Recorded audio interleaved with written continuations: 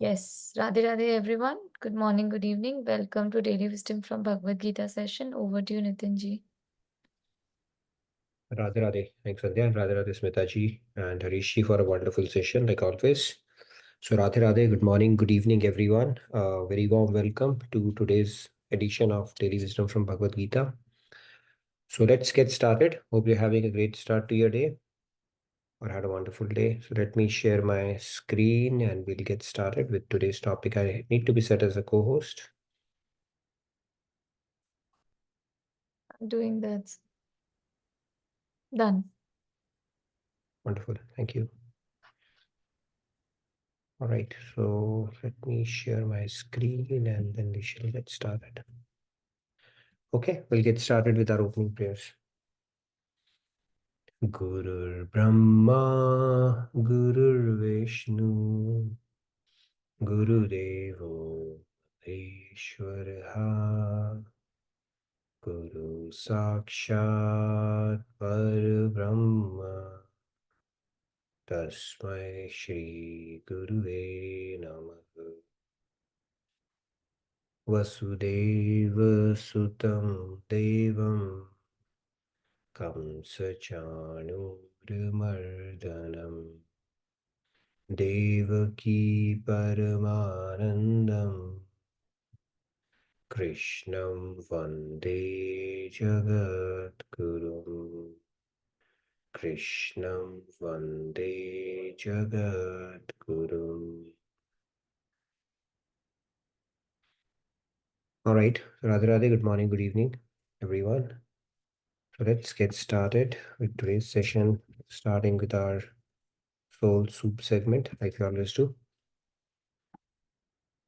So we've been talking about habits. So today we will talk about the machinery, the inner machinery that we have, and what our scriptures say, what all it entails. Because this is a machinery or the faculty that we use to make or break habits, and even the whole mind management is the very foundation of doing the mind management, because once we understand how this machinery, what this machinery encompasses, and then we can get into the details of how to manage that. Right? So today we're going to talk about that, and also what our scriptures call us. Right? So call this machinery that we have. So we have a mind and intellect. Right? We know we have a mind, and mind is not brain. Brain is the hardware. Mind is the software part of it, and there is an intellect aspect of it as well. So mind also has this component. In addition, there's an ego which gives us a sense of I. I, somebody, I am so and so. That is the ego aspect of it. And then combined, if you combine all of this together, it is also called antakaran from a scriptural standpoint. So you look at it, it is colloquially also called, referred to as the heart. Antakaran or heart. Now, heart, as we know, right, scriptures tell us basically this is which encompasses pretty much all of it. The thinking ability that we have, the decision making ability that we have, the sense of I that we get from, and all of it combined uh, is called antakaran. Now, the mind's its job is to create desires and attachments, and it governs our senses. And the intellect, it makes decisions and governs mind. So it is the boss of our mind. Your mind cannot do anything until it gets the sanction or approval of the intellect, which is our higher mind. So this is all which makes up for our mind or our antakaran, and our scriptures tell us that this is the main culprit that we have right now, which makes us repeat in this cycle of life and death. Why? Because our antakaran is right now tainted with the three gunas of Maya, and it keeps on craving for this world. Every lifetime we have a mixed bag of some fulfilled desires, some unfulfilled desires, and then we are not able to make a firm resolve that the happiness that we were seeking was not in this world. And then God, like an indulgent father, says, okay, be my guest. I'll give you another opportunity as per your law of karma, of course, and then see if you are able to extract that happiness, joy, bliss that you were seeking for or not. So nevertheless, this is the complex that we will be talking about, because this complex is could be our best friend or our worst enemy. Right now, it is our worst enemy. And when we befriend it, that's when we can utilize it to not only form good habits or break bad habits, but also use it as an aid in our spiritual progress as well. So with that said, let's move to the shloka of the day today. Today we are going to introduce 5.22. We will again get started on this one. It will take more than one session. So let's get started. I'm going to recite it and we'll pick up 2 or 3 hands on this. Ye hi sansparsha bhoga dukkha yonaya evate adyantavanta kanteya nate shuramate buddha. All right, let's take a few hands. Riya ji, Radhe Radhe, please go ahead. Radhe Radhe Riya ji. Radhe Radhe. Radhe Radhe. ये हि संस्पर्शजा मोघा दुःखयोनय एव ते आद्यन्तवन्त कौन्तेय न तेषु रमते बुधा। Very nice. Thank you, Riya ji. Let's take a couple of more hands. Aparna ji, Radhe Radhe, please go ahead. Radhe Radhe. Radhe Radhe everyone. यही संस्पर्शजा भोगा दुःखयोनय एव ते आद्यन्तवन्तः कौन्तेय न तेषु रमते बुधा। Thank you. Thank you, Aparna ji. All right, Sandhya, go ahead. ये हि स्पर्शजा भोगा दुःखयोनय एव ते आद्यन्तवन्तः कौन्तेय न तेषु रमते बुधः. Very nice. Thank you. Okay, Lakshmi ji, Lakshmi. last one for the day. Radhe Radhe, Lakshmi ji. Hands. Go ahead, Lakshmi ji. Radhe Radhe everyone. ये हि संस्पर्शजा भोगा दुःखयानाय एव ते आद्यन्तवन्तः कौन्तेय न तेषु रमते बुधः। Very Thank you, nice. Radha. Thank you, Lakshmi ji. Radhe Radhe.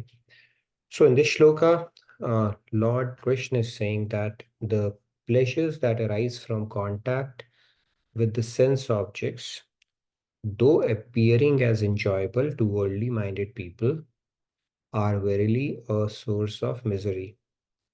O son of Kunti, such pleasures have a beginning and an end. So the wise do not delight in them. Okay. So like every shloka, lot of concepts are packed by Lord Krishna. So we'll pick one at a time and then let's get started on this one to see. Let's first start with the very concept of sense objects that, let's get into the fundamentals of it, and then we'll go deeper into the shloka. So these are the sense objects. We see the eye, it wants to see something.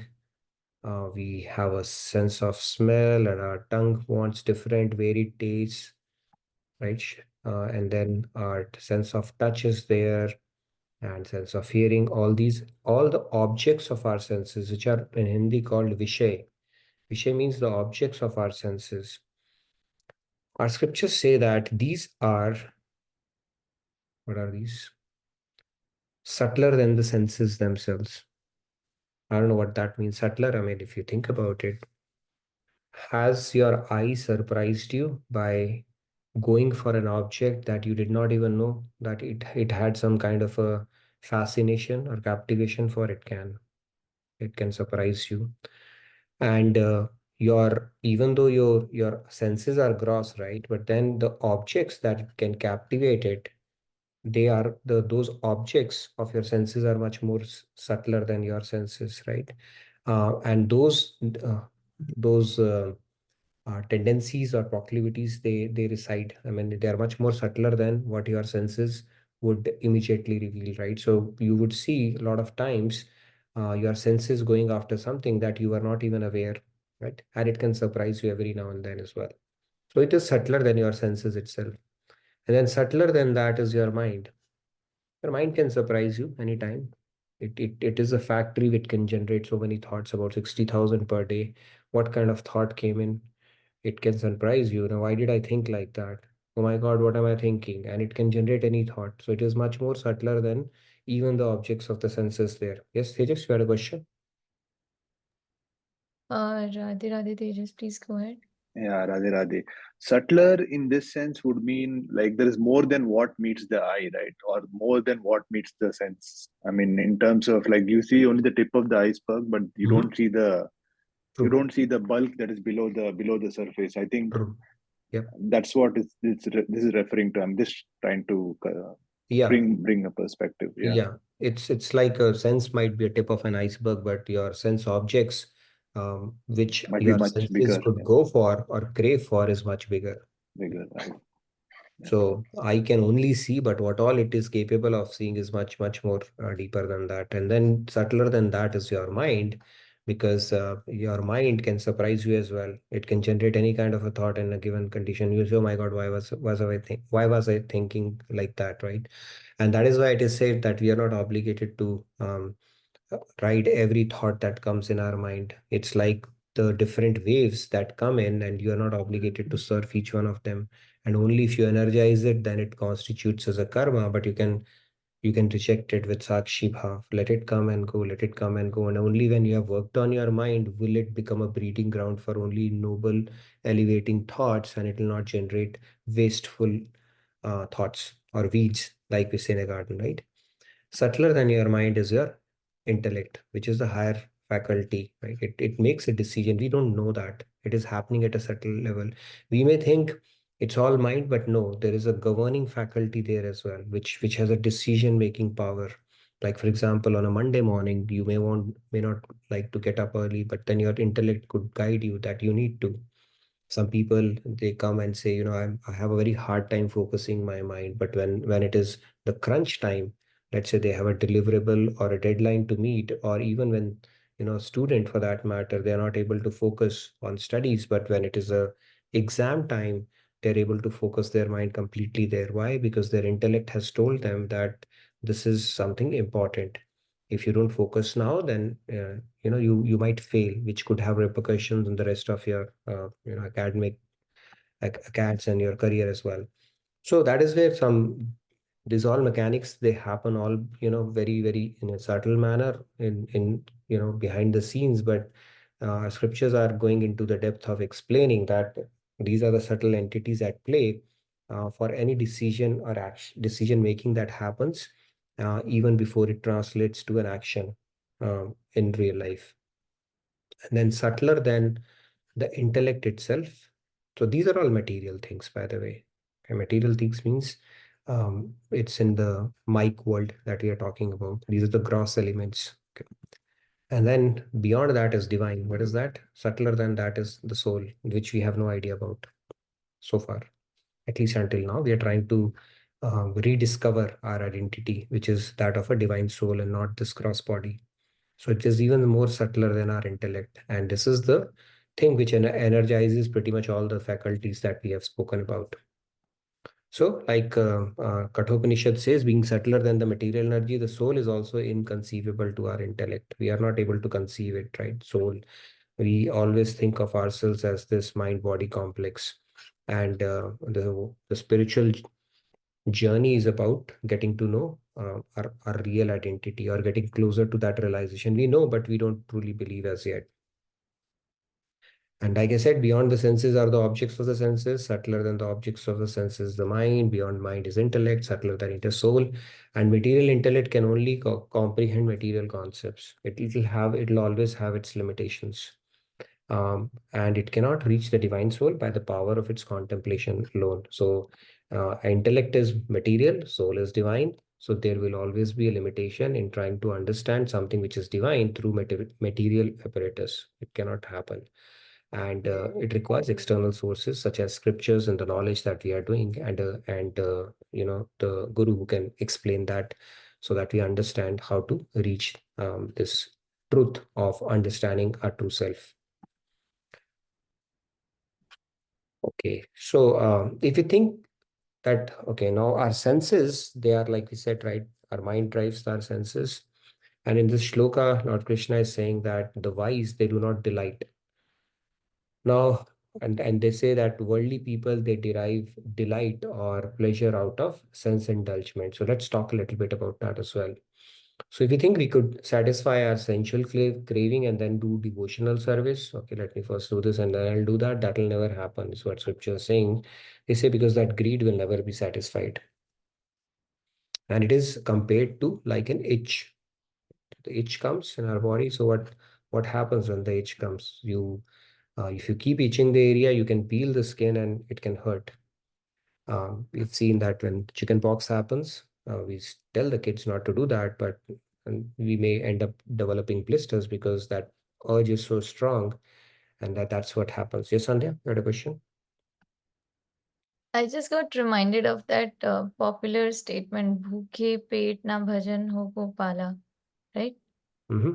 So, it like we have also talked about this, I think Maslow hierarchy, like certain things which are like basic Yeah, need here for we're talking about craving, right? So there is something called there is something called need, and then there is something called greed, right? Where you take it more than yeah. that. So So of when we course we say have to satisfy the senses, that we are talking about greed, not greed. the Yeah, that is satisfied senses. Yeah. So of course we have to sustain our body. So for that we need to do certain things. But that's where you are not able to draw the line between need and what is a crave. Now greed part of it, where you want that pleasure just because that access is available to us through our sense, through the senses. And that is where our scriptures are telling us don't get too deep into that, and because it will not only be bitter in the long run, but that long run would extend could extend across lifetimes, and we'll see that in the subsequent slides why they are saying that, because it gives you misery in the end. Okay, and there are reasons for that, why it gives misery, that we are going to expound upon. And then it's like an itch. So when we tell, if you simply sail through the itch, right, you practice restrain, apply ointment, and ask to trust it is for the best, and eventually it will go away. But if you keep on scratching, you know what can happen. So similarly, Lord Krishna is saying that if you try to satisfy the desire, it will burn even more strongly. It can never extinguish like that. In fact, satisfying desire may give temporary relief, like the itch, but it will come back with redouble or the double intensity. So yes, like you pointed out, it is desire is something over and above what you truly need. So what you need, you have to sustain that. God has given this body, right? And then if you don't have some kind of a pleasure that you can derive out of eating, you'll not even have the motivation to do that unless you have a scriptural understanding right from the word go, that if I don't eat food, I'll not be able to sustain this body. And if I don't sustain this body, I can't do anything, pretty much anything, including spiritual, going after spiritual quest or practicing spirituality as well. You need a sound body and a sound faculty even to do that. But the problem happens when you start taking it a little too far.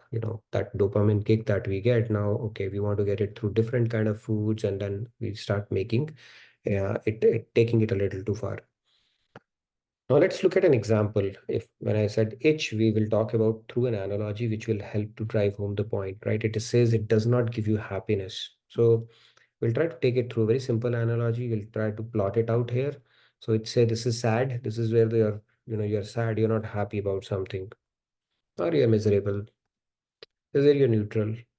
Okay, I'm not saying equanimous or equanimous, but you're just neutral. Okay, it's an absence of misery here basically, and here you're truly happy, right? So let's say there are two friends here. So these are the two friends in the hostel, and they're going around taking a walk, and one of the friends, he gets a desire to smoke at 10 p.m. in the night. So he gets a desire to smoke, and he goes around in the hostel asking people, and apparently even the canteen and everything has closed. He's not able to get it. Okay. So he's not able to get it, and he looks around and just continues to explore where he can get it because he needs a puff. The other friend, he doesn't smoke, so for him it's like whatever, it doesn't matter. But this guy, because he's craving for it, he wants to indulge in that act. What happens is he's moved to this state. He's not happy. He's that itch has gotten created. I need that urge is there, right? You see, some people have that urge as soon as the sun starts setting, they need a drink.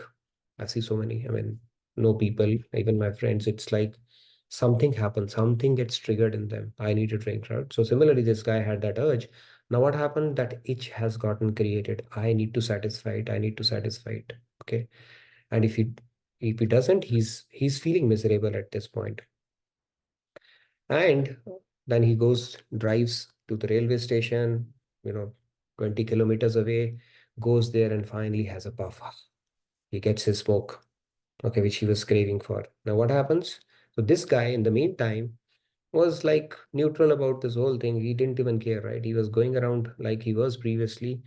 And this guy, from 10 to 12, he was searching for it and he was in a miserable state. Then finally, what happens? He comes to the same state that this guy was already in.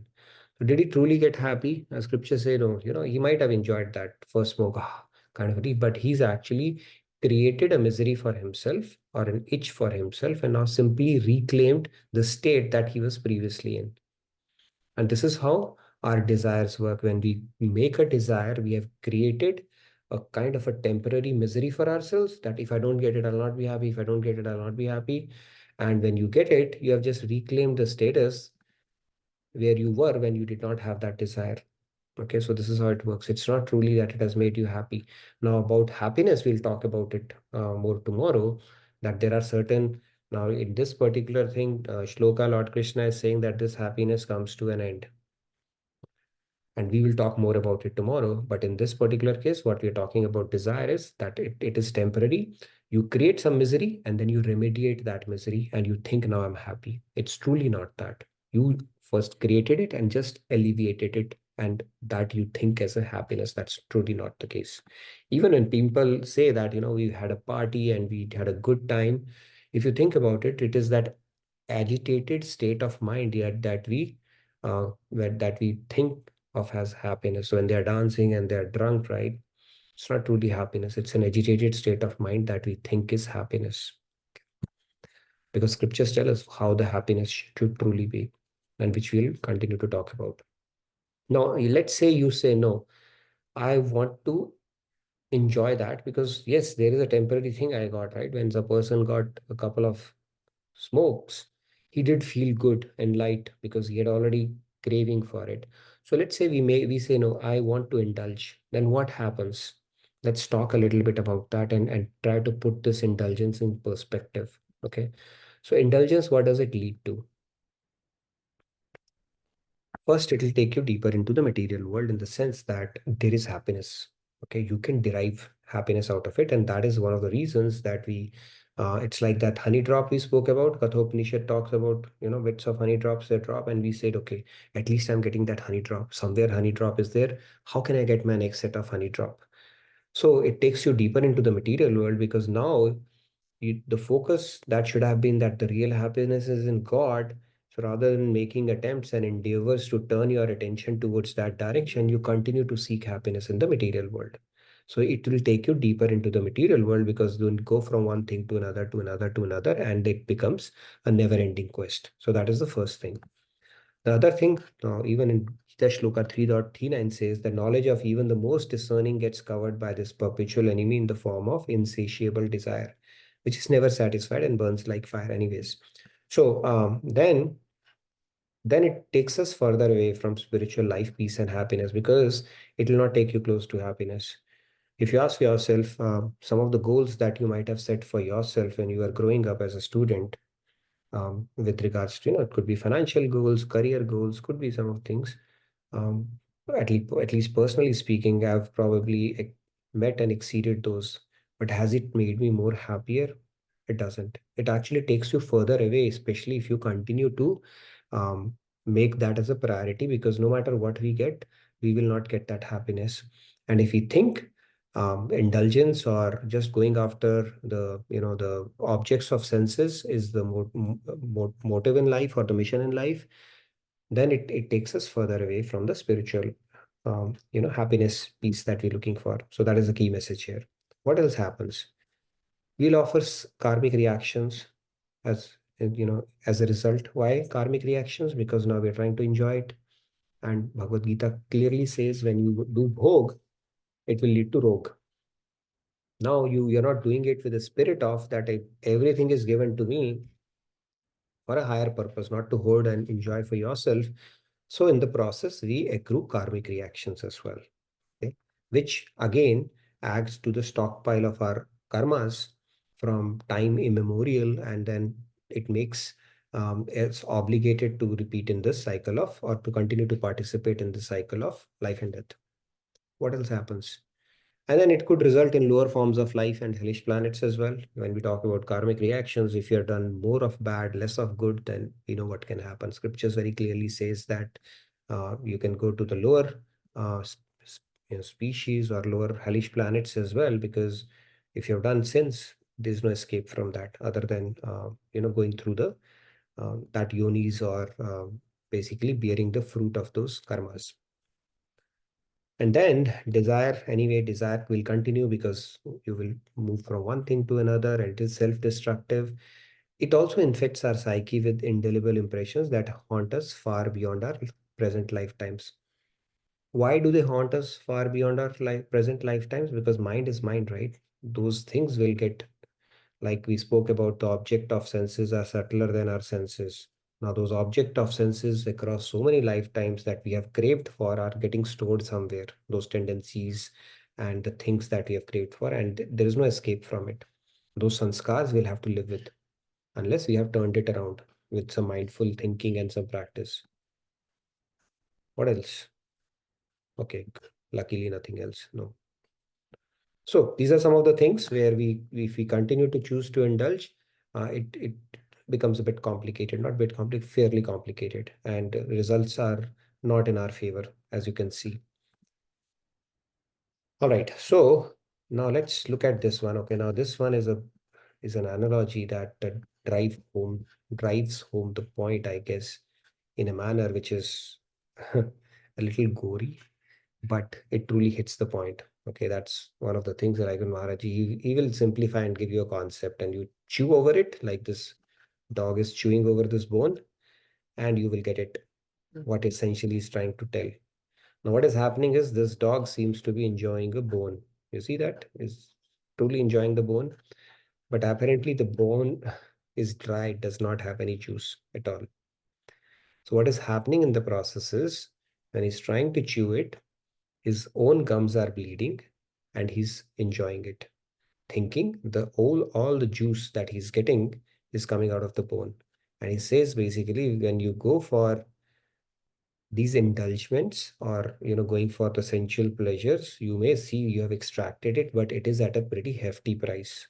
You're doing it at your own cost, okay, which is pretty hard hitting, so to say. So this desire, lust that we talk about, all that aspect that we're talking about, a sense gratification, there may be some feeling of happiness, but actually that so-called feeling of happiness, the ultimate enemy of the sense enjoyer, because you are doing it at your own expense, is what scriptures are telling us. And why you're doing it at the own expense? Because all of these things are applicable at that point. Suffering karmic reactions, lower forms are right, sanskars are getting messed up deeper into the material world, further away from spirituality, and and repercussions that could last far beyond this present lifetime. So I just wanted to introduce today. Didn't have much to talk about. Any questions related to this, or discussion anybody wants to have, because sense objects and stuff, before we get into some more deeper into this shloka with some other aspects around the happiness itself. Yes, Sandhya. Actually, it's in relation to my previous question only. So, like, just thinking about two activities that we all engage in. One is eating, another is sleeping. So, drawing the boundary between need and greed, what is essential for my survival and for my bhakti versus what is it that I'm just taking extra, can become a little hazy at times. So, what are the tools to become better at optimally identifying the need? Uh, Yeah, I mean, God says I'm the policy maker. Okay, don't ask me the. But yeah, let's think through it. This whole thing. There's yeah, a shloka, I think 6.14, 6.17, I guess, which Yukta says has yes. Yukta Viharasya, Yukta Cheshtasya, Karmasu, something like that. That everything has to be done in moderation. So our, in our science also we have studied, right, that things you need to do to maintain your body. So if you eat too much, that is a problem. If you eat too less, that is also a problem. If you sleep too much, that is a problem. If you sleep too less, that is also a problem. So the moderation or hitting that sweet spot is the key. And that could vary from individual to individual, right? If you're doing a lot of mental intensive work, you may need a little bit extra sleep. So that you can calibrate based on your needs, because some of the indicators that you can apply is, are you well rested? Do you feel well rested after that or not? And do that. But people like me who have sleep for their hobby, they have a big problem. I find moments wherever I can sleep. Okay, could be in the meetings as well, which is not good, of course. And then when it comes to eating also, you calibrate it based on, some people, they go for food. I've seen people, they are very strict with their diet. They will not even take an extra spoon of rice or chapati the moment their body has signaled that, in fact, a little less than what they need. Less is more, they call in food. Even Milkha Singh, the great athlete, he used to have that I would eat one chapati or rice less than what I truly need, because when you are in the momentum of eating, your body will say I need more, but truly so you calibrate it as per your own need. But as we keep on progressing in devotion as well, it is said that some of these parameters get set automatically, right? When you start putting your health above taste and stuff like that, then you know how much your body eats, and getting to know it, that is also part of being mindful, getting to know yourself. The other day, not other day, I mean, in recent past, I was hearing interview of Rekha, right? People say, how is she able to maintain such a good looks even at this age? Of course they do a lot of other stuff, right, and external facade that they put, but the point is, she said, it took me a while to understand my own body. She would starve herself with elaichi milk and stuff like that, but that is not how it works. So that is also part of our evolution, where we become, what are the things that suit my body and give me a feeling of satiation and fulfillment, as opposed to stuffing it with whatever comes my way. So I think it's a process of self-awareness as well around it, and then we calibrate it based on our need. The profession that you might be in, now if you have late nights, you're working as a late night, of course you have to calibrate your sleep cycle accordingly, right? I don't know how people who travel, air hostess and all, how do them, maintain a sleep cycle. So it's a function of a lot of things. So, but the God has given a broader framework. Do it in moderation and calibrate it. Don't go for that kick just because it's giving you kick. So eating is fine, as you're wrong, eating for living, not living to eat. And same thing for sleep as well, right? Sleep is needed so that our body, when it is resting, it can repair. If we would never sleep, I think there is a documentary which talks about what will happen after first day, after second day, the third day, you will be like zombie, and after I don't know how many days, you will actually die. So you need to sleep. It is needed, and it gives you a bit of kick. There's an incentive God has created in eating. He's created an incentive in certain sensual indulgements as well, and there's a reason for that. But when we take it for recreation and take it a little too far, then that is what we are being guarded, told against. Yeah. Yes, Abhaji. Radhe Radhe Avaji. Radhe Radhe. So I've been reading the Bhagavad Gita lately, but I think it's related to this, and I get guilty pleasures, right? So like Guilty pleasures. Yeah. pleasures, right? So you do your activity, you do your sadhana, you do your bhakti, then you say, okay, it's the evening time, now I want to go bowling because I have nothing else. Do I put that also, like, is that a guilty pleasure then? Or I think you need to be realistic. I get that part. I have like friends, right? They say that, okay, I have done this, my seva for the week, or I've done this, that. I need a recharge as well, right? Now, what is your recharge? You need to know that. Gradually you would probably gravitate, your recharge would also be related to something spiritual, right? Some people, they lose out interest in going out and socializing. That may be their recharge to begin with, but not after after a certain time. Or it could become more sattvic in nature, where your recharge could be exercising or taking a walk or having a bit of a solitude, or meditating, or could be anything. So you calibrate it. I see, the thing is, when we do things forcibly, when we have not grown into it, that doesn't help.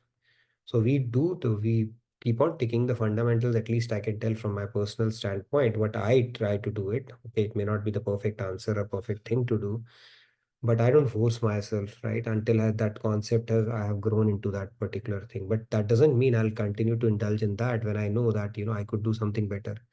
And there are times I have indulged in Netflix series as well, because I've started enjoying it. Okay. But then I back of the mind, it's like, okay, I need to calibrate it and figure out, so that I don't make it a habit. So back of the mind, that thing is there. And there are times when you said, no, of course, it's going to be a waste of time. So I would rather do this at this point. So we need to calibrate it, because if you force yourself and you're not feeling happy about something, then anyway, right, your other things will get affected as well. So that guilty pleasure over time, I would imagine it would get directed to things that are truly helping, as opposed to we are doing it just for our, just temporary craving that we are getting out of it, or satiation, or temporary pleasure that we are deriving out of it, kind of a deal. I don't So know if I answered your question or not. maybe I'm not asking it the right way. So like, okay, so what I'm understanding then is you do your fundamentals, and if you want to add more to it, then you add. If you slowly add more as you can, but don't stop if you want to go exercise or you want to meet a friend for coffee, as long as you watch your activity, right? Whatever you're doing doesn't take you away from your spirituality, right? Mentally, whatever you're doing, you're directing it back to Krishna, right? Like something along those lines. Maybe am I thinking right Got then? it. So basically, you're saying your external activity may not be directly, spiritual from a worldly standpoint, but internally, see this from a script spiritual perspective. What is going on inside you counts, not what you are doing on the outside, right? So you could be partying with your friends because you have to, but internally you might be having a different thought altogether, or you might be doing Radhe Radhe, or you're chanting, right? That is what counts, not external activity in spiritual realm. And that and depending upon your situation, you may have to participate in a certain things, right? The stage of life that you are in, right? I have to go to so many birthday parties for the little one. Now, am I doing Radhe Radhe all the time? I try to, but then do you enjoy that? No, but you still have to participate in some of those activities, right? Now, at that time, how can you make it productive for yourself, so that you are able to utilize that time to the best of your ability as well, right? It could be a silent contemplation, it could be a chanting, or you might have indulged in some kind of a talk, right? That you can figure out. But yeah, I mean, those kind of things are part and parcel of our life, and we have to, uh, you know, chin it up, what do you call it, at take it in our stride and make the most of it. Okay, thank you. Yes, go ahead, Sandhya. Just a comment from Samiran. Even Virat Kohli took a break for a month where he did not touch his bat, and then he came back roaring for runs and performance. Yeah, that's also part of awareness, right? He thought that, okay, me going through the grind every day is not helping, so let me just try to reset everything. And he took a break, and then he came back really well. And it happens, the breaks can help actually. That is where our own awareness comes into picture. Sometimes that downtime is really helpful. So one might think now you have gone lazy or you are taking it easy, but no, that was also part of the process where he was recharging. So yeah, that your own awareness, I think, helps there. What works for you to get back on track as quickly as possible. Thank you And for there's pointing that a out. and there's a question in the chat which is they are a little out of, I don't know if it is exactly in the context, but they want an immediate answer if possible, at least briefly. What is the Should we? question? Yeah. When the knowledge is same and intact in the form of scriptures, and people or organizations all around are preaching it in their form of understanding, how one who is still in the initial stage can be assured and trust that the knowledge is coming from an authentic person and he is not faking himself or just for his or her self interest and using the knowledge because something is just in trend and people don't have an eye to see the true reality. So this is from Suchismita Deji. Okay. So first of all, that's a good question and pretty interesting question too. Now, if somebody is giving a knowledge, right, like a facilitator, for example, with me, and they're adding their own flavor to it, their own interpretation to it, right? That ideally should not be the case. That knowledge should be relayed as it is coming from the source. Now that's where you'll have to say, okay, which is source? Our reference book we have seen, which is a Bhagavad Gita, right? And we are going through the concepts part of it. Now, if somebody is speculating, thinking out loud in their head and saying, this is the truth, there is a problem. But if somebody is saying, I don't know about that, let's talk through that, or this is what the scriptures are saying, or this is what the book is saying, then it's a valid thing, right? Now, if you have a better idea about that, participate in that. That is how it's meant to be. But yes, if you are relaying information, especially on behalf of that book, right? Because that is our reference material, but you're adding your own flavors to it, your own interpretation, then it is a problem. But if you're adding to that and not diluting the key concept, then I think it is fine. That is the whole idea of presenting that knowledge. But if you can cite some specific examples and provide some, specifics, then we can have a more meaningful conversation that, hey, by the way, this is the concept. This is how it was presented by the facilitator in his own way. The other facilitator did it in the different way. The book said this. Then we can have a more objective conversation around it, right? Otherwise, it could be a mere perception because, as far as I know, when we stick to a book, we stick to within that framework only when it comes to concepts, not adding your own flavor and interpretation to anything at all. Okay. So, But Mhm. I mean, just the last question was that if someone doesn't have an eye to see the true reality, I think To see the nobody true does, right? reality, That I mean, anyways. how will I answer that? If they don't have the eye, I mean, they can hope they get the eye, or they pray to God, they get the eye. Um, or if you have a better answer, let me know. What would you think in that kind of a thing? If you don't have an eye, then you pray to God to get an eye, or you hope you get that eye, because if you are seeking it for the right reasons, they will direct you to the right knowledge, right? I have a firm faith around this.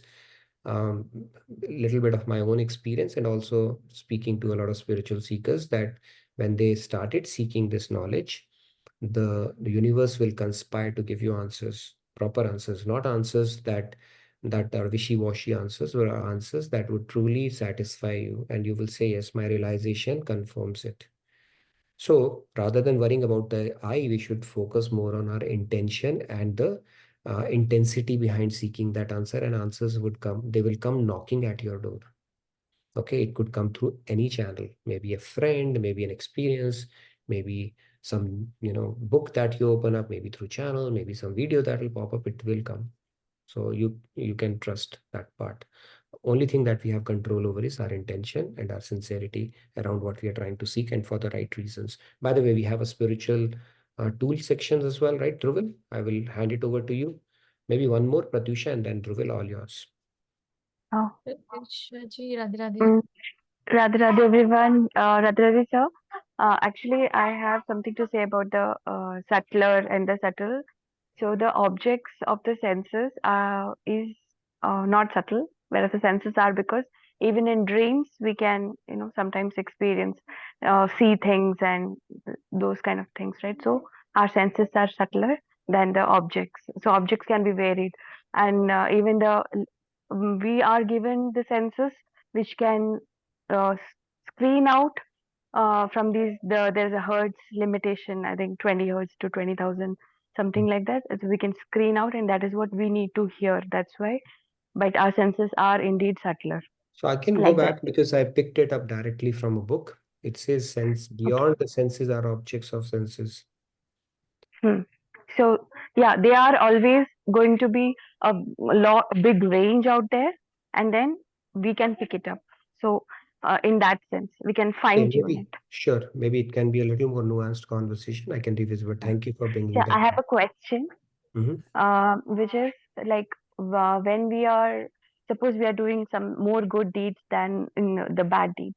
So they say that we go to higher planets. So do we come, like, will we go to the down planets also because of the bad deeds after we have finished our tenure in the good planets? No, it's a good one. I don't know the exact algorithm. It is says that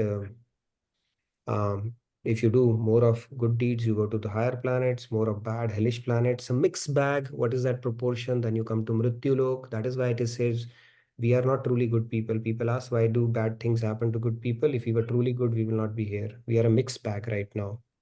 Having said that, how does that calculation work? I'm not sure. What how I understand it is your credit and debit, right? It's like your punya and pap. They both are like they go in parallel.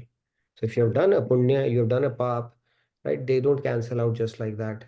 Okay, so your punya's results will be there and your pap's results will be there separately. This is how it works. It's not like a neutralizing part of it. Now, what is the proportion of your punya based on which you will go to higher abodes and then for the again you'll come back? I don't know how that works. It's pretty complex to understand, but yeah, the scriptures say that if you do a mix of both, you'll come here. If you do primarily good, you will go up to the better, higher planets, celestial abodes, and that is how it works. But nowhere, at least I have come across this thing that okay, this is the criteria to go to um, you know uh, proportion wise, from an arithmetic standpoint. I'm not sure. And also I've heard that they are separate banks you maintain. Punyas are on one side and your paps are there, right? So punya also fruit, pap will also give fruit. It's not like one will cancel other and then they will take the net part of it. But yeah, That makes it more dangerous also, right? So, yes. like more higher goods and more higher bads because it is balancing out. I'm It's not balancing like proportion. yeah, it doesn't balance out is what I'm saying. Each will give Yeah. its own fruit. Yeah. Thank you, sir. Ajay. Ade. Thank you, Pratisha. Dovil, all yours. Go ahead, please. What are we looking at today? And Yes, please fill out the feedback tracker as well. In the meantime, please. Radhe, I think I actually raised my hand because Ajit ji had a comment. Do you want me to read it out? Yes, please. Ajit ji, I think this is probably to what Avaji said in the start. He said that do not take challenge of anything doubtful activity, as Maya is a very, very powerful to derail you from your devotion. Mhm. Maya is very powerful. I agree. You can't underestimate the power of Maya. I always say that. And Maya is such that it will not even, it is tricky. It's like driving on a highway. You don't have, you just little, maneuvering here and there. And then by the time you realize you might have taken a U-turn. So that is how Maya works. It'll be all very small, small steps. You will think, no, it's not a big deal I'm doing.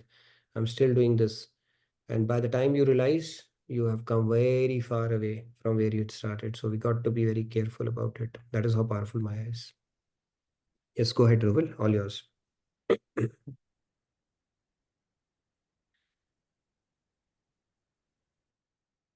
Can you see my screen? Yes, we can see that. Okay. Yeah, Radhe Radhe, and thank you for the opportunity to present a tool based on teachings this time from both Maharaji and Swamiji.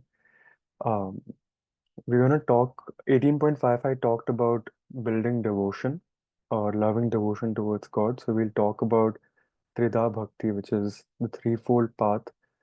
This was actually professed by Shukadev Paramhans to King Parikshit. So King Parikshit was Arjun's grandson.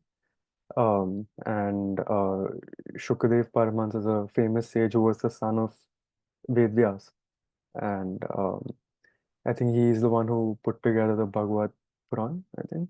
So, yeah, he talks about Trita Bhakti as being a powerful means to develop loving devotion towards God.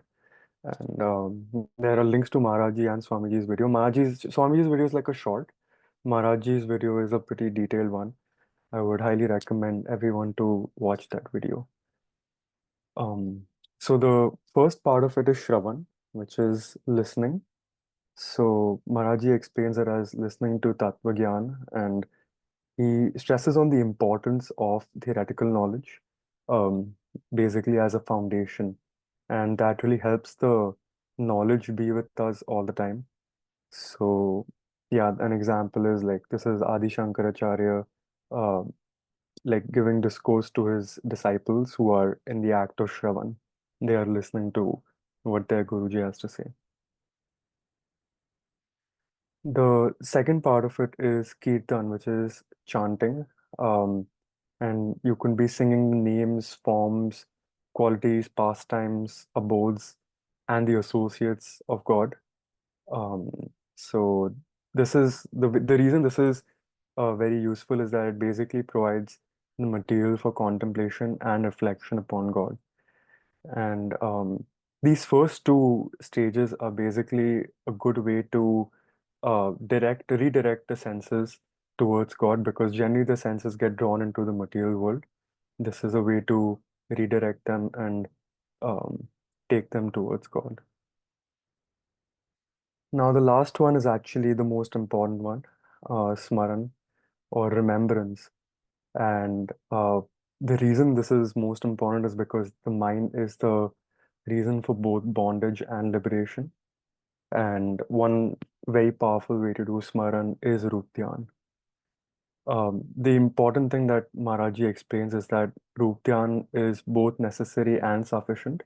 So you can do as much Shravan Kirtan as you want, but if you're not bringing God to your mind, it's not going to add much value to your bhakti. And on the other end, you can decide to not do Shravan Kirtan as well. You can decide to not do anything but just do Smaran. And even Smaran by itself is enough. So it is pretty important, and that's why it's explained as the Pramukh Bhakti. And Maharaji explains why Smaran is so useful, right? So I tried to translate from Hindi to English, but I might have messed it up, sorry. So I think Vyakulta or eagerness. Basically, Smaran helps develop the eagerness, and then that leads to purification of the antakaran. Um, like your antakaran is your mind, intellect, ego, and I am blanking on the fourth one. The antakaran has a fourth aspect. Maybe Nitinji remembers the One fourth would one. be Chit, Chit Ahankar. chit. Yes, yes.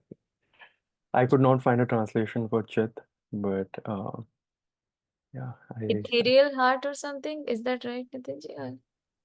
No, ethereal heart is basically Antakaran in itself, but yeah, there is no direct translation of Chit as such, right, man?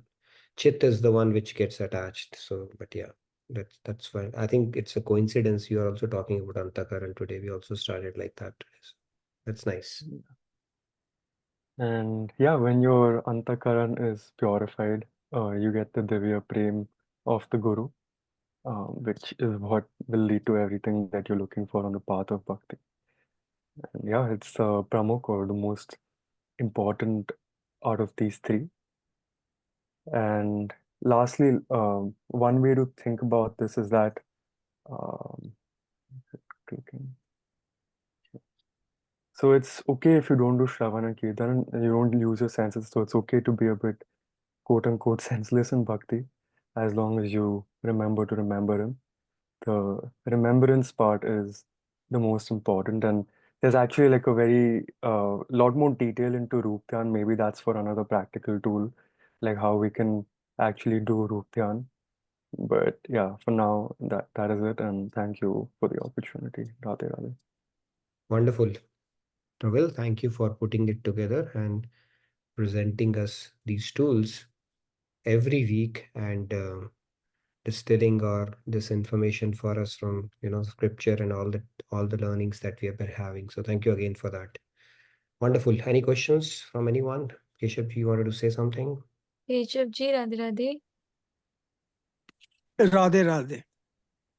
Very good question came up, Chit and Chitta. I had a long discussion one time in another group on this thing. And then we had talked about, like people said, it's a Sanskrit word, chitta. Chit and chitta, these are two different things. Chit is chetna, consciousness.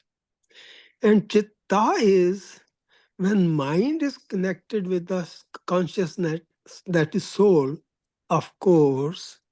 So then these together is chitta. Antahakaran chitta. And what that means, there's a big difference. Mansa कर्माणि सर्वशा, मन सारे काम करवाता है, करता है, और मन ही खुद भी फंसता है इंद्रियों के कारण.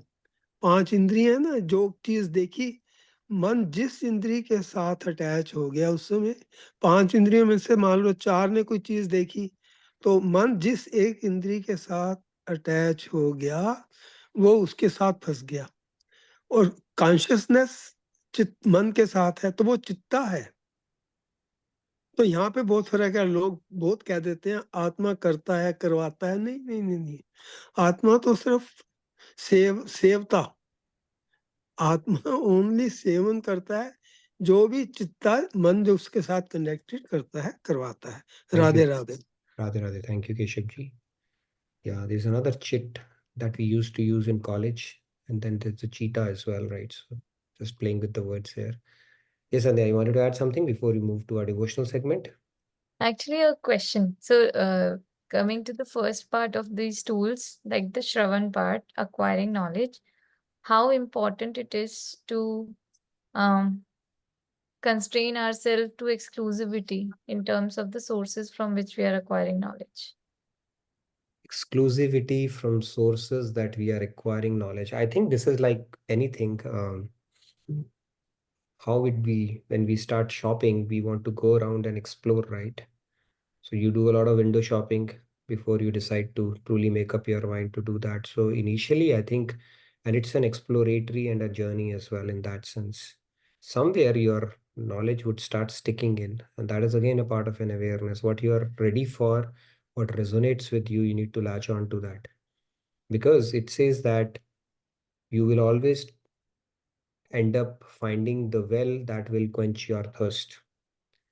And that is why you see people from different tradition also moving like this, right? Because sometimes they are saying, okay, I need more answers, but I'm not getting. I need more answers. No, it is fine, but now I have more question, and you're more, so then you will end up finally, you'll end up finding somewhere where you say, it makes sense. So it's a bit of an exploratory process to begin with. And once you get it, then as long as you are able to, personally speaking, as long as, it's not confusing your concepts every now and then, fundamentally paradigm shift, I mean, that might be part of the journey as well. But I would say once it has clicked, we know what needs to be done. Then focusing on that is more important than continuing the experiment for the rest of the life. Because time is short, right? But that could be part of your journey as well. Because if it changes some fundamental understanding around some of the things, sure, we need to feel satisfied and get answers and not rush into something, I would say. Even if you have, there's a paradigm shift around something, sure, it's your journey and we have to take control around it, is how I see that. But exclusivity is needed. Once it is clicked, then exclusivity is needed. Then if you keep on experimenting, listening to too many of knowledge, it will just confuse you. But beyond a point when key concepts have clicked, then you will start finding commonality in all the knowledge. At the best stage to be in, where you listen to everything and okay, in end of the day, everything is talking the same thing. They are probably at surface, they are probably a layer deeper, they are layered more deeper and stuff like that. So when that kind of thing starts coming in, then it starts making sense. But yeah, to your question, it's a bit of a, like a shopping experience. You shop around, but eventually you have to settle down. So So first of all, eventually you have to settle down. And what is the definition of exclusivity? Like, is it restricted to one kind of philosophy or one kind of mark or one kind of organization or one kind of scripture? You know what I'm trying to get at? When one, yeah, it's a wild. So if you look at our scriptures, it's pretty vast, right? In that sense. So yeah, somewhere you will get resonate, and that's something you have to latch on to. Or if it doesn't work, then you change and experiment something out. Keep at the back of your mind that eventually you have to make progress as well, right? And then get to know the philosophy as much as needed for you to progress and start working on it. That is the key thing, because if you keep on simply acquiring knowledge and not do anything with it, then that is also pointless, right? And time window is very short for us in every life. And somewhere I think God will make your heart stick that say, hey, I've understood this knowledge, it's making sense. Or even if I may not have all the answers, let me start doing whatever little I have understood, which kind of makes sense, and see where it takes you next. That's how I would do that. It's even, rather than getting all the answers and then starting off, I would say get a little bit of it and proceed, because time is very important. And then in due course of time, more answers will come. At least we're doing something with the knowledge, whatever we have understood. So, And there are few comments. Suchismita De, by the way, if you are there, I would like you to come on audio. And I think you asked a very good question. So if you can provide a bit more context, maybe on the feedback tracker, that will be very helpful. She just left, but she shared her number, so I think we can connect. Sure. If you can Yeah. share that with me, I think that Yeah, is a yeah, very yeah. important question. And I would like to know a little bit more context. It was a pretty Deep. deep question too. So yeah. Yeah. And Shalini ji is saying, for constant smaran, keep the picture of your Ishta Dev at your desk and remember God in between your meetings and work, besides doing your regular meditation. Yep, anything that works. I think for different people, different triggers work. So whatever works for us. I know we are over time now. We can probably do a couple of chants and wrap it up. If you have any more thing, please fill out in the feedback tracker. Otherwise, I think we'll not be able to carry with the chanting that we really want to do at least a couple of them to wrap up our day. So Okay. what are we doing? Radhe Govind Geet? No, today is Bhakti Shatak Okay, turn. let's do. But just a quick comment, because that's on a separate thing, but I think that's important. On a different from Priya ji, on a different note, I enjoyed the yoga fest. Monica ji and her group dance was awesome. Met Swamiji briefly. Yoga sessions and the sound healing session was awesome. So Monica, Yeah, she's our director of that, right? So it was pretty phenomenal. Outstanding job. Yeah. Thank you for sharing your experience around it. It was wonderful for sure. okay. So Okay, now I'll shift to Bhakti Shatak verse of the day. Just let's do that. Maybe we can take a couple of hands and then we'll wrap it up. And feedback tracker, if not already, please do fill it up as well.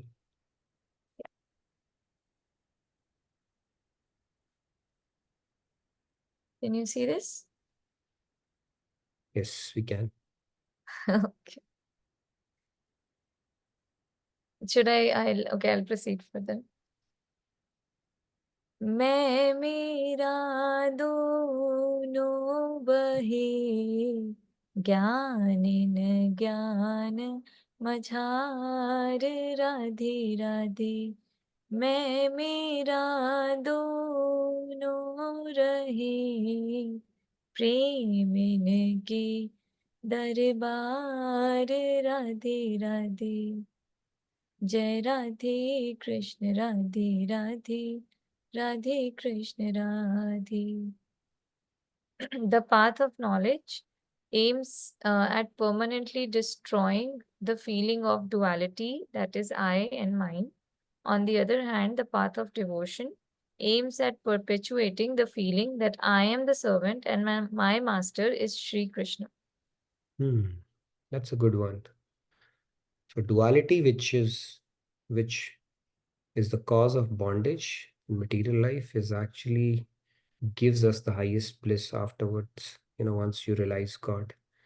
And we have to overcome duality, when that duality that we talk about is a material duality, not I and mine. So I and mine is still preserved. It is like enjoying the honey like a honeybee and not becoming honey yourself. So that gives you the highest rest or bliss. Okay, we'll take two more hands and then we'll wrap it up. I Pratusha see. had raised her hand for a while. Yes, Pratusha, go ahead. Radhe Radhe Krishna ji. Radhe Radhe. मैं मेरा दोनों बहे ज्ञान में ज्ञान मझार राधे राधे मैं मेरा दोनों रहे प्रेम के दरबार राधे राधे जय Radhe Krishna Radhe Radhe Radhe Krishna Radhe Radhe Radhe. Thank you. Next. Oh, I see lots of hands raised, but okay, Swati ji, Radhe Radhe, please go ahead. या राधे राधे. मैं मेरा दोनों बहे ज्ञानिन ज्ञान मझार राधे राधे. मैं मेरा दोनों रहे प्रेमिन के दरबार Radhe Radhe. Thank you. Radhe Radhe. I think, can we take more hands, Nitin ji? Are you there? I can't hear you. Okay, Riya ji, Radhe Radhe. Radhe Radhe. मैं मेरा दोनों बहे ज्ञानिन ज्ञान मझार राधे राधे. मैं मेरा दोनों रहे प्रेमिन के दरबार राधे राधे. जय Radhe Krishna Radhe Radhe Radhe Krishna Radhe Radhe Radhe. Okay, thank you. I think, Nitin ji, you're muted. Okay, yeah, Udayji, please go ahead. Last one for the day. I think we can take you as well. Please go ahead. I'm not able to see the. I just shared. I'm sorry. I stopped sharing. Yeah, please go ahead. Oh, Uday ji? Yes. Yeah. Radhe Radhe. Radhe Radhe. मैं मेरा दोनों बहे ज्ञानी न ज्ञान मझार राधे राधे. मैं मेरा दोनों रहे प्रेमिन के दरबार Radhe Radhe. Should I read that? No, that's Oh, that. Yes. Thank you. Thank you. Thank you, Udayji.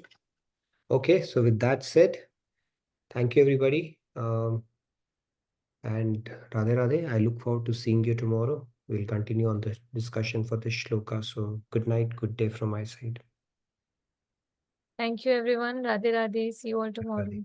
Thank you.